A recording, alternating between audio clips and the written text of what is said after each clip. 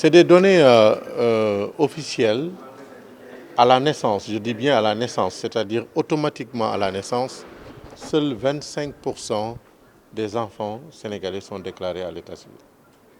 Cela ne veut pas dire que seuls 25% des Sénégalais sont déclarés à l'état civil. Heureusement que les gens se rattrapent, qui quelques jours après, qui quelques semaines après, et malheureusement, certains quelques années après, ce qui pose des problèmes, notamment aux enfants qui se présentent à leur premier examen, le CFE, à un moment où leurs parents n'avaient pas encore pris la précaution de les déclarer à l'état civil.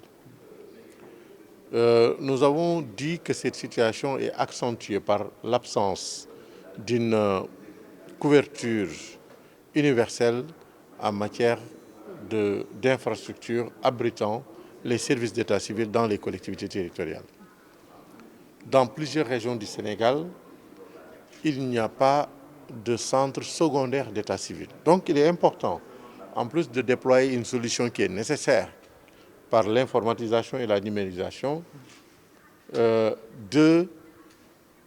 d'intégrer un volet infrastructurel pour faire en sorte que le Sénégalais, où qu'il puisse être, puisse accéder à ce service essentiel, qui pour nous constitue un des droits fondamentaux parce qu'il assure l'identité de la personne ainsi que sa dignité.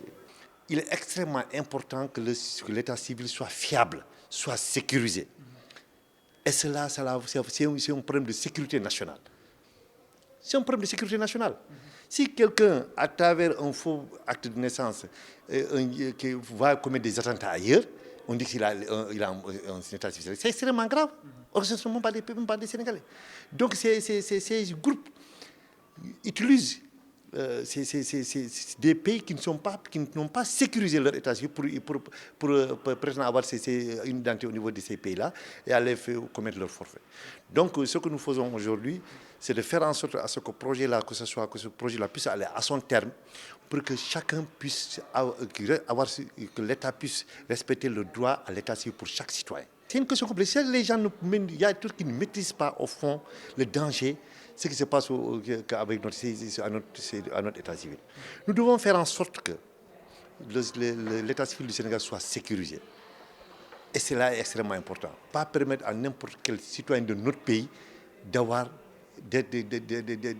d'accéder à l'état civil du Sénégal.